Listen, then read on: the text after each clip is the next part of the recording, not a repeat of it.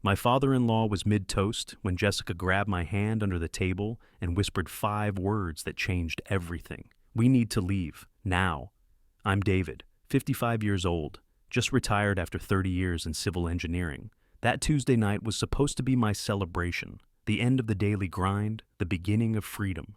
Richard, my father-in-law, had insisted on throwing this party at Lombardy's, this upscale Italian place downtown, where the appetizers cost more than my first apartment's rent. The whole family was there. Richard at the head of the table, in his expensive suit, looking every bit the successful real estate developer he'd always been. Marcus, Jessica's younger brother, kept refilling my wine glass. Jessica's mother, Linda, smiled at me from across the table. That warm, motherly smile I'd loved for 15 years. But something was off. I'd been feeling like garbage for months, tired all the time. My hands shook when I held my coffee cup. Sometimes my heart would race for no reason, and I'd get this metallic taste in my mouth that wouldn't go away. I figured it was stress. 30 years of deadlines and site inspections had finally caught up with me. My doctor, the doctor Richard had recommended 6 months ago, said it was pre-retirement anxiety, gave me some vitamins, said I'd feel better once I stopped working. I didn't feel better. Jessica had been weird all evening, barely touched her pasta, kept checking her phone.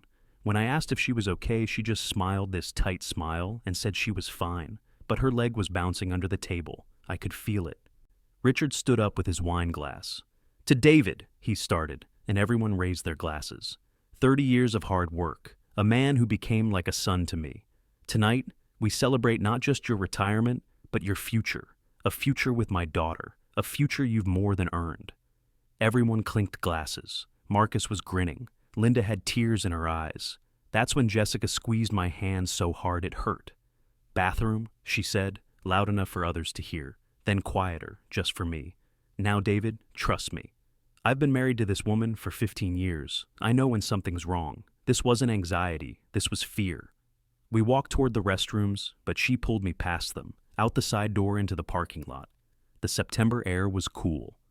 My legs felt weak. They'd been feeling weak a lot lately, but I followed her to our car. "Jess, what the hell? Get in."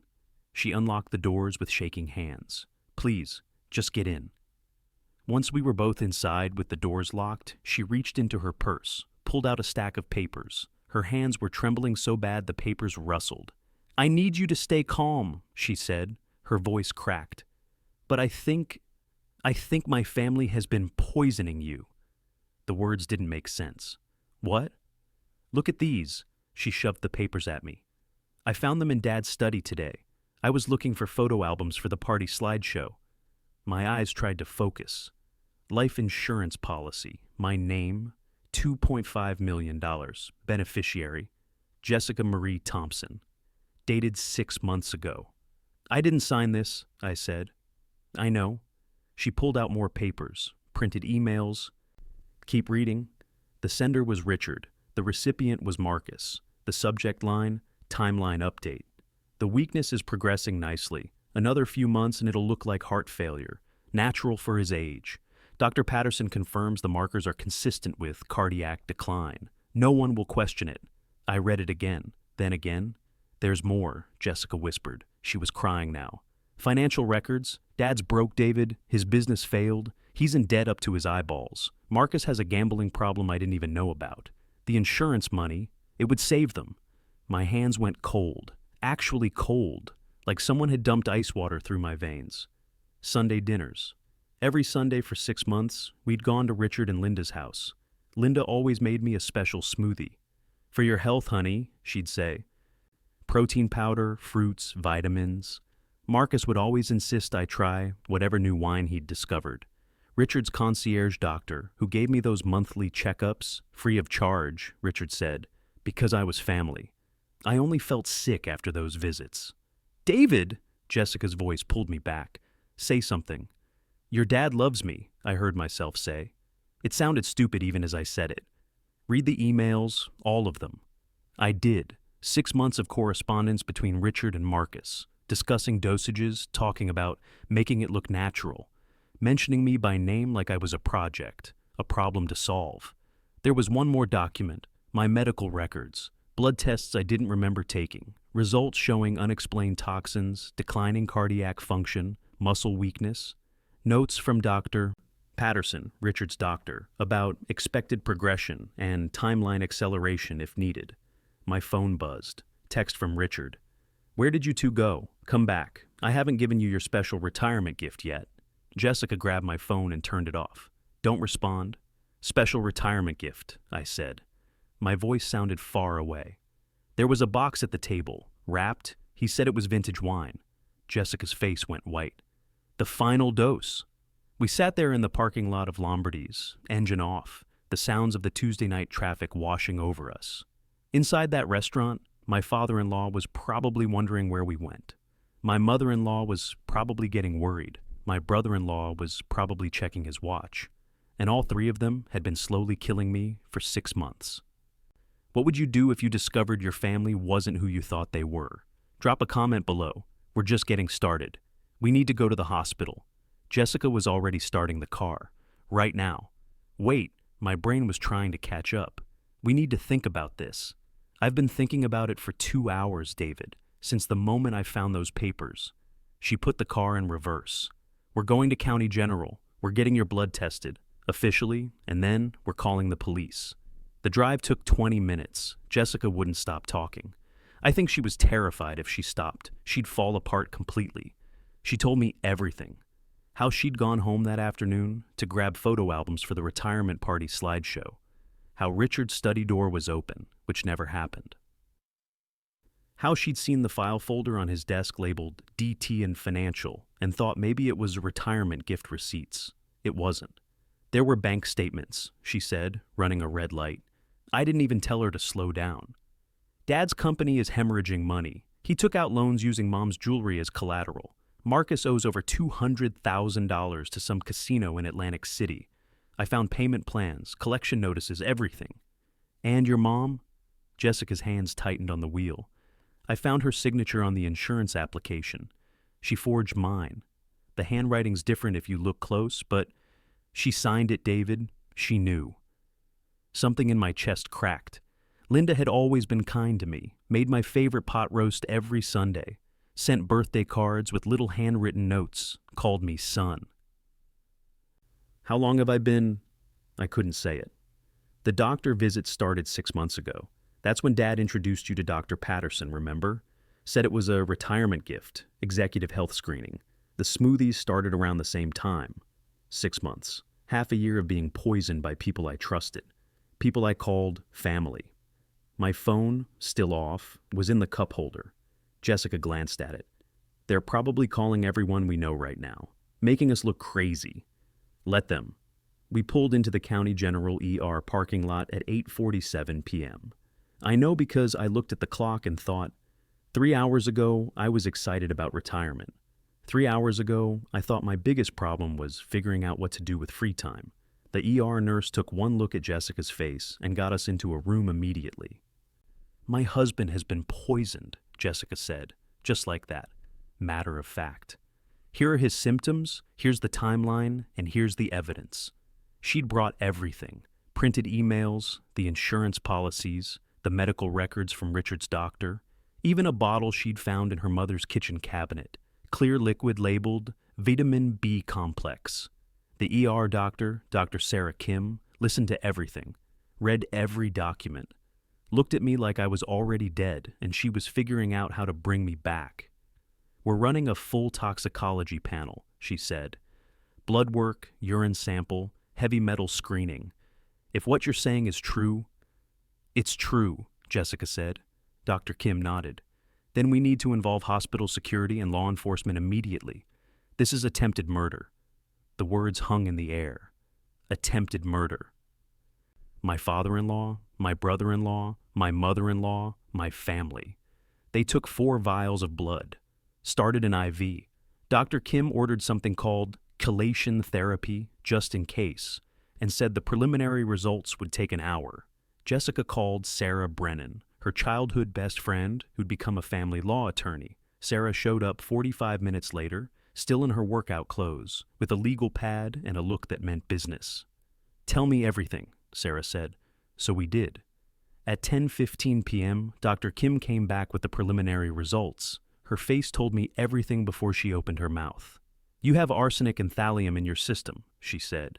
"Levels consistent with chronic exposure over several months. If you'd waited another few weeks..." She didn't finish the sentence. She didn't need to. Jessica made a sound like she'd been punched. "I'm calling Detective Morrison," Dr. Kim said. "He handles these cases." That's when Jessica's phone started ringing. She'd turned it back on to call Sarah. Now the calls were flooding in. Mom's cell, Dad's cell, Marcus, Mom again, Dad again. Unknown number, probably Richard using someone else's phone. The voicemails started loading. Jessica put it on speaker. First one, Richard's voice. "Sweetheart, where did you go? Everyone's worried. David looked pale. Maybe we should take him to the doctor. Call me back." Second one, Linda.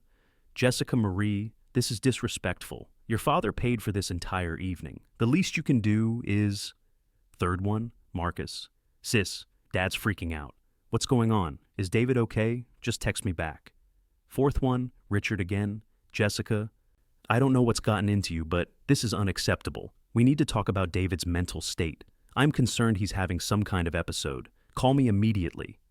Already setting up the defense. David's crazy. David's confused. David's having a breakdown. The hospital room door opened. Hospital security stepped in, followed by 2 cops. Detective Morrison was a tired-looking guy in his 50s with sharp eyes. "Dr. Kim filled me in," he said. "I need to see everything you have." We showed him. He photographed every document with his phone, asked questions, wrote notes. His face stayed neutral, but I saw his jaw tighten when he read the emails. "We're going to need to secure this room," he said. "If your father-in-law figures out you're here..." He didn't get to finish. The commotion in the hallway was loud enough to hear through the closed door. Richard's voice booming. "My son-in-law is in there, and I demand to see him." Detective Morrison stepped outside. We heard everything through the door. "Sir, you need to lower your voice. This is a hospital." "I don't care. My daughter took my son-in-law out of a celebration dinner. He's not well. She's been under a lot of stress." "Sir, I'm going to need you to step back." "Are you police? Good. I want to report a possible mental health crisis. My daughter may be experiencing a delusional episode. Mr. Thompson, I'm going to need you to stop talking." "Excuse me? You're interfering with an active investigation. I suggest you leave the premises immediately, or I'll have you removed." Silence. Then Marcus's voice. "Investigation?" "What investigation?" The door opened. Detective Morrison stepped back in, followed by Richard and Marcus. Richard's face was red. Marcus looked confused. Then Richard saw the papers spread across the hospital table. The insurance policies, the emails. The color drained from his face. "David," he said, his voice different now, softer, careful. "Son, you're not thinking clearly. Let us take you home. Whatever Jessica told you, I have arsenic in my blood," I said. My voice was steady. Weird how steady it was. "The doctors confirmed it." "That's impossible." But Richard's eyes were on the papers. "You must have been exposed to something at work, construction sites, chemicals." "I'm an engineer. I work in an office." "Mr. Thompson," Detective Morrison said, "we're going to need you to come down to the station and answer some questions." "This is ridiculous," Marcus said. "Our sister is clearly having some kind of psychotic break." Sarah, the lawyer, looked up from her legal pad. "Then explain why you've been Googling untraceable poisons and life insurance investigation timelines for the past 6 months. Marcus's face went white. "That's not... I was doing research for..." "Save it," Sarah said. "I've already pulled your search history. All of it. You're not as tech-savvy as you think." Richard straightened his shoulders, tried to pull together that CEO confidence. "I want to speak to my lawyer."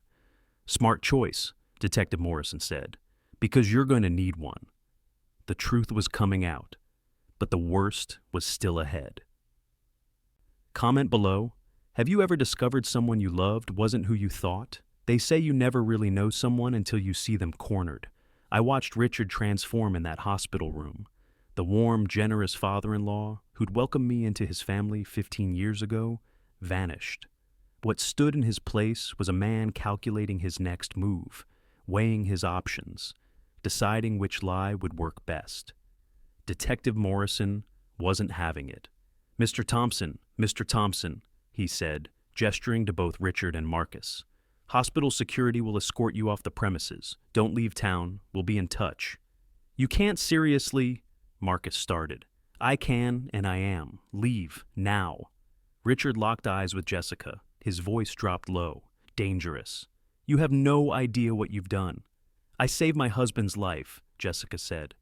Her voice shook, but she didn't look away. You were killing him. You're destroying this family over paperwork and paranoia. Dad, Jessica stood up. I found Mom's handwriting on the insurance forms. I found the poison in her kitchen. I read your emails, every single one. You planned this for months. Something flickered across Richard's face. Not guilt. Fear that he'd been caught. Jessica, honey, you're misunderstanding. Get out. Hospital security moved in. Richard and Marcus were escorted out, still protesting, still trying to spin the narrative. We could hear Richard's voice echoing down the hallway. I'll have your badges for this. My lawyer will bury you. The door closed. The room went quiet. I looked at Jessica, really looked at her. Her mascara was smudged from crying. Her hands were still shaking. She'd just destroyed her entire family to save me. Thank you, I said. She nodded. Couldn't speak. Detective Morrison cleared his throat. I need to be honest with you both. This is going to get uglier before it gets better. They're going to fight this. Hire expensive lawyers. Try to discredit you. Make you look unstable. Let them, Sarah said. We have documentation, medical evidence, digital footprints. The truth is on our side. The truth doesn't always win, Morrison said, but we'll do everything we can. He left to file his report. Sarah stayed, making notes about next steps. Dr. Kim came back to check my vitals and adjust my IV. That's when Linda showed up. Not arrested, not escorted, just appeared in the doorway, looking smaller than I'd ever seen her. Hospital security stood behind her, but she wasn't being removed. She was being supervised.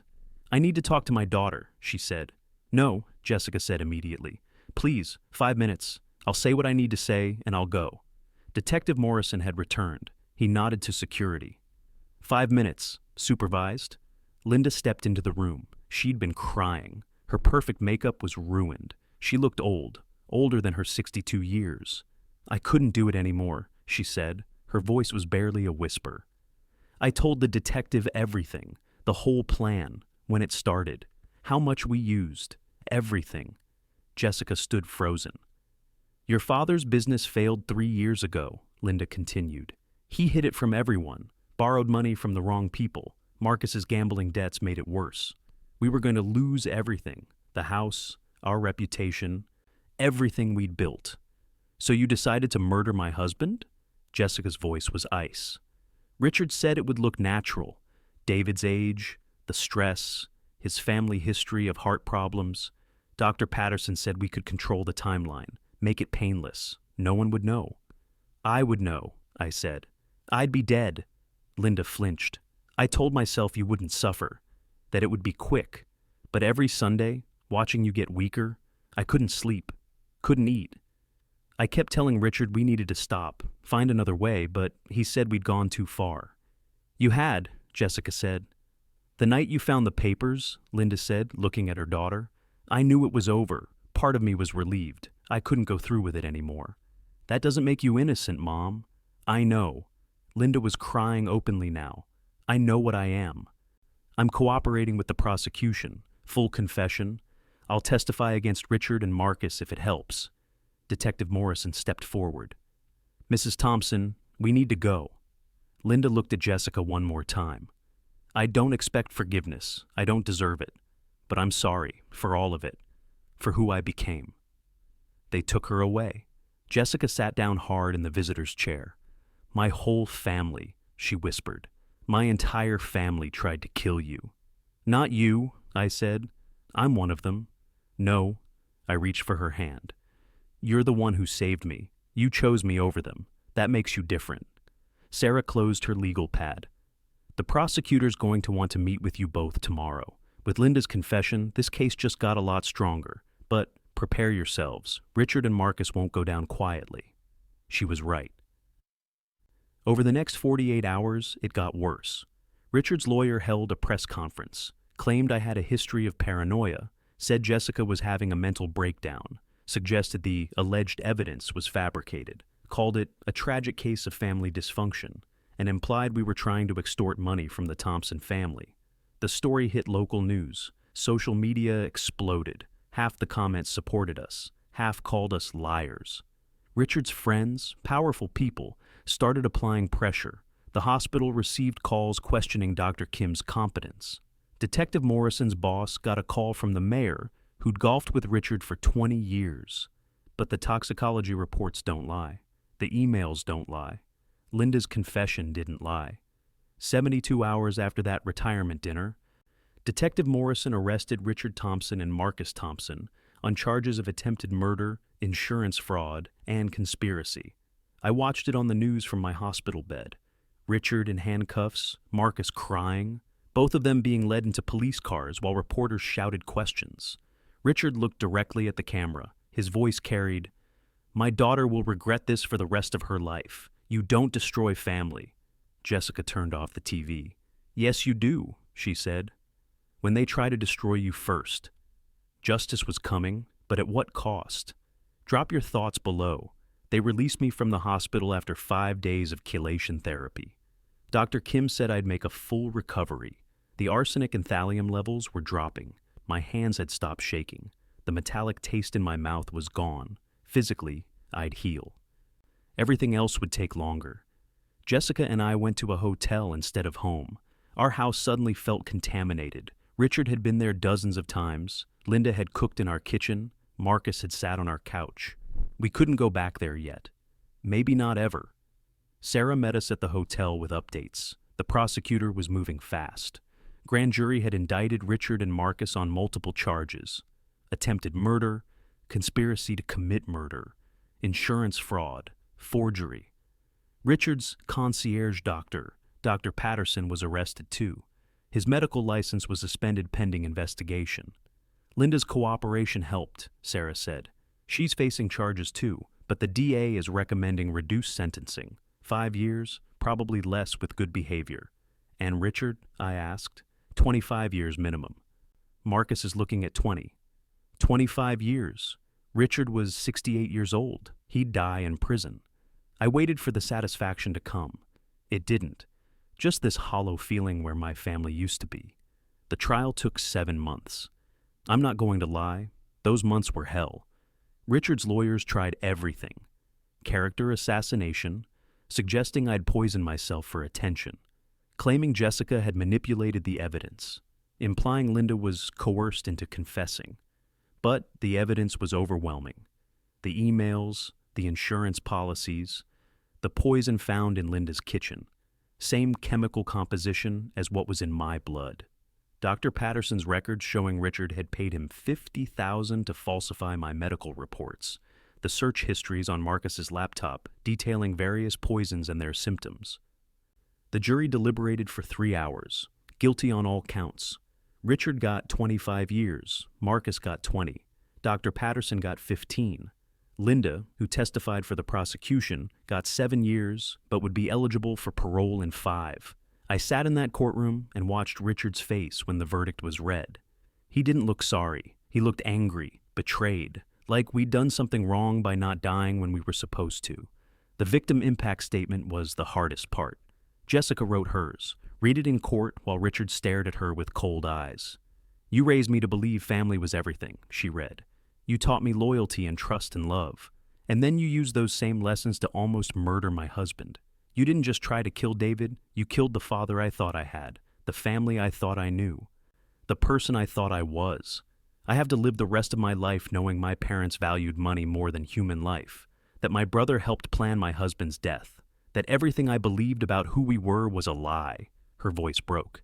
"But I'm still here, and David's still here, and we're building something real now, something honest, something that doesn't require anyone to die for us to be happy. I hope prison teaches you what family actually means. But I'm not waiting around to find out." Richard was taken away in handcuffs, didn't look back. Marcus was crying. Linda, who was in a different holding area since she'd testified for the prosecution, sent word through her lawyer that she understood why Jessica couldn't visit her. We left the courthouse through a side exit to avoid reporters, got in our car, drove. We didn't talk for a long time. "Where do you want to go?" Jessica finally asked. "Somewhere they've never been," I said. 2 weeks later, we moved across the country, Portland, Oregon. Different city, different life, different everything. I consulted part-time for an engineering firm. Jessica started therapy twice a week. We bought a small house with a garden and no history. The nightmares took months to stop. I'd wake up tasting metal, thinking I'd been poisoned again. Jessica would find me checking the locks on the doors at 3 a.m., making sure Richard couldn't get in. We both jumped when the phone rang, but slowly, things got better. We learned to celebrate small moments, Saturday morning farmers markets, cooking dinner together in our new kitchen, a kitchen Linda had never touched, planting tomatoes in the garden, making new friends who didn't know our story. About a year after the trial, Jessica got her first letter from Linda in prison. She held it for 3 days before opening it. I didn't push. This was her choice. She read it in our living room while I made coffee. When she finished, she folded it carefully and put it in a drawer. "What did it say?" I asked. "That she's sorry, that she thinks about what she did every day, that she understands if I never forgive her." Jessica looked at me. "She said she's glad I chose you, that I was right to." "Are you going to write back?" "Maybe, someday, not today." And that was okay. Here's what I learned. Sometimes the people who are supposed to protect you are the ones you need protection from. Sometimes love means losing everything to save someone. Sometimes family isn't who you're born to. It's who would burn down the world before letting you die. Jessica lost her entire family to save me. Her father, brother, and mother, her childhood home, her sense of identity, everything. And she'd do it again. She told me that on our first anniversary in Portland. "I'd choose you every time," she said, 1,000 times over. That's when I knew we'd be okay. Richard writes letters sometimes. Jessica burns them without reading. Marcus wrote once, apologizing. She kept that one, but hasn't responded. Linda writes every few months. Jessica reads them now. Hasn't written back yet. Maybe she will. Maybe she won't. We're not waiting for closure from them. We're making our own. Last week I officially retired again. No party this time. Just Jessica and me. Dinner at a quiet restaurant we love. Toasting with sparkling cider because I can't look at wine anymore without thinking of Richard's special gift. "To second chances," Jessica said. "To choosing each other," I said. We clink glasses, no family watching, no poison, no lies, just us. The retirement I planned 2 years ago was supposed to be my end. Instead, it became our beginning, the real one, the honest one, the one where we wake up every morning and choose each other over everything else, including blood. Your life is worth more than anyone's financial problems. Trust the person willing to lose everything to save you. If you've ever had to choose between loyalty and love, between family ties and doing what's right, drop your story in the comments. Sometimes the hardest choices lead to the most honest lives. Subscribe for more real stories of survival, betrayal, and the families we choose for ourselves.